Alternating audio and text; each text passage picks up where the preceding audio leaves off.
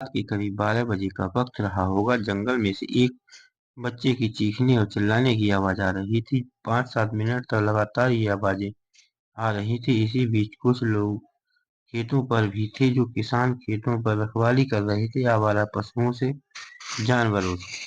तभी एक किसान ने दूसरे किसान से कहा कि तुम्हें जंगल में से किसी बच्चे की चीखने की आवाज आ रही है। तभी दूसरा किसान कहता है, आवाजें तो आ रही हैं। तभी पहला किसान कहता है, चलो चलकर देखते हैं कि आखिरकार क्या परेशानी है। दोनों किसान हिम्मत जुटाकर करीब 15 से 20 मिनट के बाद अपनी जगह से उठकर जाने की कोशिश कर रहे थे, तो वो आवाज तो बंद हो जाती है, लेकिन इसी बीच में कुछ अजब तरीके की आवाजें आ रही थी।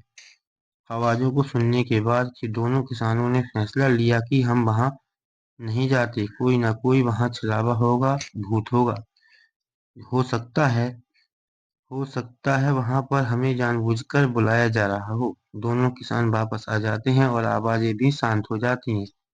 जब इन आवाजों का रहस्य खुलकर सामने आता है, तो दोनों किसान हैरान हो जाते हैं। पुलिस को जब ये कहानी बताते हैं, तो पुलिस खुद हैरान थी कि काश दोनों किसानों ने हिम्मत जुटाकर वहां जाने की कोशिश की होती, तो जो अपराध हो रहा था शायद वो अपराध नहीं होता और ये कहानी नहीं बनती। नमस्कार दोस्तों, आज की जो सच्ची घटना आपको सुनाने जा रहा हूँ, वो सच्ची घटना है झारखंड प्रदेश का एक जिला है पलामू, और पलामू जिले का थाना लगता है हुसैनाबाद, और हुसैनाबाद थाना क्षेत्र का एक गांव लगता है। 12-13 नवंबर की रात लगभग 2 बजे के आसपास का वक्त रहा होगा।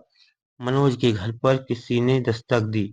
बार बार दरवाजे को खटखटाया जा रहा था। मनोज उस वक्त गहरी नींद में सोया हुआ था। अचानक मनोज की आंख खुलती है और लाइट नहीं थी। बाहर भी अंधेरा था। जब बार बार गेट को खटखटाया जाता है, तो जब गेट की तरफ मनोज बढ़ता है, और वो जब जैसे ही मोबाइल की टॉर्च सामने लगाता है, तो सामने एक भूत जैसी हालत में था कोई व्यक्ति, कोई ऐसी चीज जिसे देखकर वो घबरा जाता है। दरअसल बिल्कुल नग्न अवस्था में, बाल बिखरे हुए थे। उसे पहले दृश्य में ऐसा लगा कोई भूत है। उसने जैसे ही दरवाजा खोला था, वैसे ही दरवाजा बंद कर देता है। तुम्हारी तुरंत ही अपने घर के अंदर जाता है। बाकी सभी लोगों को जगाता है, कहता है कि बाहर कुछ ना कुछ खतरा है, बाहर कोई नहीं जाएगा। फिर इसके बाद बार बार दरवाजा खटखटाया जा रहा था, और जब बार बार दरवाजा खटखटाया जा रहा था, तो उसने जब से नीचे में से झांक कर देखा, तो कोई महिला जैसी जो बिल्कुल नग्न अवस्था में थी। फिर वो जोर जोर से चीखने और चिल्लाने लगता है अपने घर के अंदर। जब मनोज ने चीखना चिल्लाना शुरू किया, तो न कि केवल उसके घर के बल्कि आसपास के जितने भी लोग होते हैं जाग जाते हैं। तो वह जब टॉर्च लेकर, मोबाइल की रोशनी लेकर अपने अपने घरों से बाहर आते हैं, तो घर के बाहर उन्होंने एक महिला को नग्न अवस्था में देखा। बाल उसके पूरी तरह से बिखरे हुए थे। चेहरा उसका पूरी तरह से उसके बालों में ढका हुआ था। नग्न अवस्था में देखने के बाद लोगों ने आवाज लगाई कि तुम कौन हो। उसके बारे में पूछा तो पता चलता है कि वो तो पास के ही रहने वाली अनीता देवी है। अनीता देवी के घर पर एक भी कपड़ा नहीं था।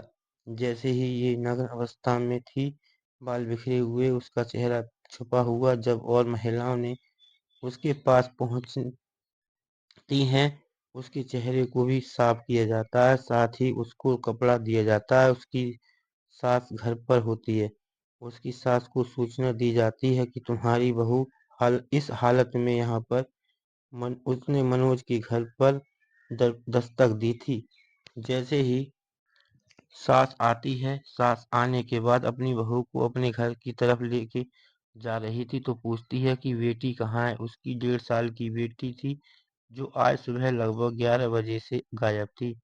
माँ भी बेटी भी, जब बेटी के बारे में पूछा जाता है, तो कहती है, मेरी सिद्धि को तुमने खराब कर दिया।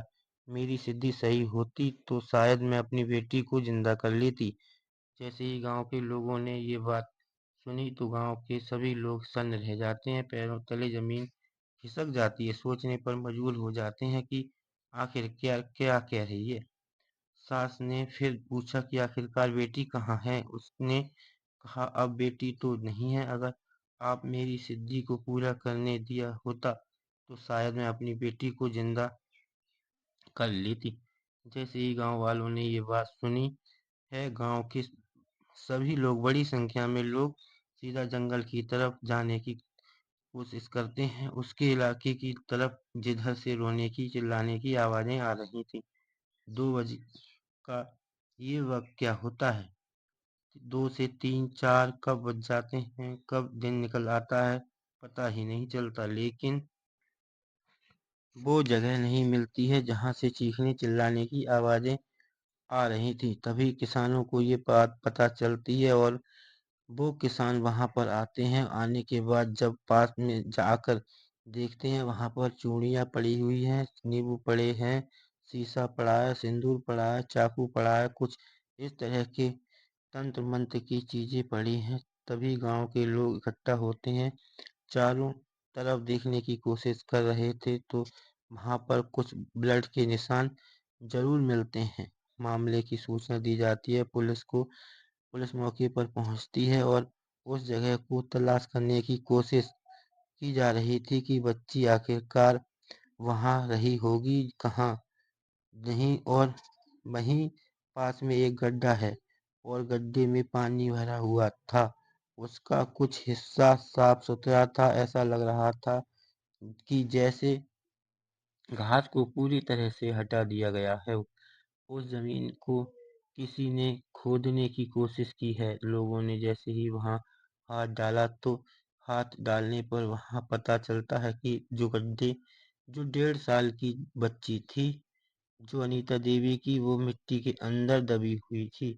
लोगों ने जब बाहर निकाला तो उसका सीना पूरी तरह से फटा हुआ था। उसकी उस लाश को लेकर पुलिस पोस्टमार्टम के लिए भेज देती है। पोस्टमार्टम के बाद पता चलता है कि उस लड़की के सीने में कलेजा ही नहीं है। अब उस महिला से पूछा जाता है तो वो महिला कुछ बताने की स्थिति में ही नहीं थी। तभी सास से पूछा जाता है कि तुमने क्या देखा। जब सास से ये पूछा जाता है तो सास बताती है कि 12 नवंबर 2024 की लगभग दोपहर के समय वो खेतों की तरफ जा रही थी। अपनी बहू अनीता देवी से कहती है, मैं खेत की तरफ जा रही हूँ, तुम्हारे भी खेत की तरफ चलना चाहिए। घर के अंदर उसकी 3 बेटियां, एक बेटा है। पति उसका दिल्ली में रहकर, जिसका नाम वरुण है, सेटरिंग का काम करता है। कभी वो लोहा सीधा करने का काम करता है। इस तरह वो दिल्ली में रहकर मेहनत मजदूरी का काम करता है। यहाँ पर उसकी माँ, पत्नी, 3 बेटियां और एक बेटा रहता है। बस ये बोलती है उसकी बहू कि मुझे आज चपला बाजार जाना है और कुछ खरीदारी करनी है। सास कहती है, चलो कोई बात नहीं। ऐसा पहली बार नहीं हुआ था, इससे पहले भी कई बार हुआ था। ये अनीता देवी अपनी 1.5 साल की बच्ची के को लेकर जपला बाजार पहुंचती है। बाजार से ये ऐसी सामान खरीदती है जैसे बिंदी, चूड़ियां, सिंदूर। उसने पूजा सामग्री का सामान खरीदता है और चाकू खरीदती है। ये सब खरीदने के बाद अब ये सब बातें उसने भी पूछी जा रही थी। पुलिस की जांच पड़ताल में सामने आता है कि ये सीधा जंगल की तरफ जाती है। जंगल यानी कि घर से 1.5 या 2 किलोमीटर का वो एस एरिया था। चिकनी बलवा दौड़ा वो वहां पर पहुंचती है। उसके चारों तरफ जंगल होता है। वहां वो पूजा पाठ करती है। पूजा करने के बाद खुद को भी बिल्कुल नग्न कर देती है और अपनी 1.5 साल की बेटी को भी नग्न कर देती है। पूजा पाठ करती है और इसी बीच में उसके बच्चे के रोने की आवाज आने लगती है। तब उसने अपने बच्चे के सीने को फाड़ने के बाद उसके अंदर से कलेजा निकालती है। कलेजा निकालने के बाद कलेजे का क्या करती है ये नहीं पता चल पाता है। उसके बाद सीधा गड्ढे में दबाती है। गड्ढे में दबाने के बाद वो खुद नाचना शुरू कर देती है। जब नाच रही थी तो अजीब तरह की आवाजें निकाल रही थी और वो आवाजें खेत पर रहने वाले किसानों तक पहुंच रही थी। किसानों ने जब बच्ची की पहली आवाज सुनी और वो वहां पहुंच जाते तो शायद वो कत्ल नहीं होता, बच्ची नहीं मारी जाती। अब वो महिला अपने गांव पहुंचती है। गांव पहुंचने के बाद अपने गांव के लगभग 4 चक्कर लगाती है और 4 चक्कर लगाने के बाद वो पड़ोसी मनोज होता है, उसके दरवाजे पर दस्तक देती है। उस मनोज को जगाने की कोशिश कर रही थी और मनोज पहली बार में जाग जरूर जाता है, लेकिन सामने वो भूत जैसी स्थिति देखता है महिला की। उसके बाद वो चीखता है, चिल्लाता है। इसके बाद आस-पड़ोस के लोग आते हैं और इस मामले की जांच-पड़ताल की जाती है, तो पता चलता है कि ये कई साल पुरानी बात है। जब इस महिला की शादी होती है, उसके बाद इसको बच्चे पैदा नहीं हो रहे थे। कई डॉक्टरों के पास इलाज भी कराया जाता है। तभी किसी डॉक्टर ने कहा, तुम्हें किसी सयाने के पास, तंत्र मंत्र करने के पास जाना चाहिए। शायद वो डॉक्टर नहीं रहा होगा, वो झोला छाप बेपढ़ा लिखा इंसान रहा होगा, जिसने इसे दंपत्ति को इस तरह की बातें सिखाई।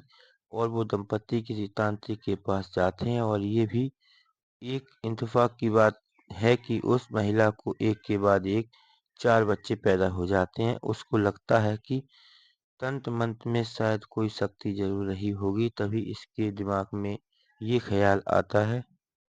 बिहार के रहने वाले एक तांत्रिक के संपर्क में आती है, वहीं से इसने कुछ शिक्षा दीक्षा ली होगी, शायद वहीं से उसने कुछ सिद्धि प्राप्त करने की योजना बनाई होगी और अपनी ही बेटी का कत्ल करने के बाद उसके सीने से कलेजा निकालने के बाद उसका क्या करती है पता नहीं चल पा रहा है। यदि मनोज नहीं चिल्लाता और जिस तरह से वो कह रही है कि उसको अगले दिन अगली रात वो जिंदा कर लेती, ये शायद ऐसी भ्रांतियां हैं। जब ये बात प्रशासन तक पहुंचती है, पुलिस तक पहुंचती है, लोगों को यकीन नहीं हो रहा था। पुलिस प्रशासन ने जब एक टीम बनाई, टीम बनाने के बाद जितने भी आस पड़ोस के गांव होते हैं वहां जाकर जागरूकता अभियान चलाया, ताकि लोगों के मन में किसी भी तरह की कोई गलत चीजें फिट ना हो सकें। इस कहानी को सुनाने का भी उद्देश्य यही है कि आप लोग सब जागरूक हो जाएं, क्योंकि इस तरह की जो भ्रांतियां लोगों में होती हैं, तंत्र मंत्र की कोई चीज होती ही नहीं है।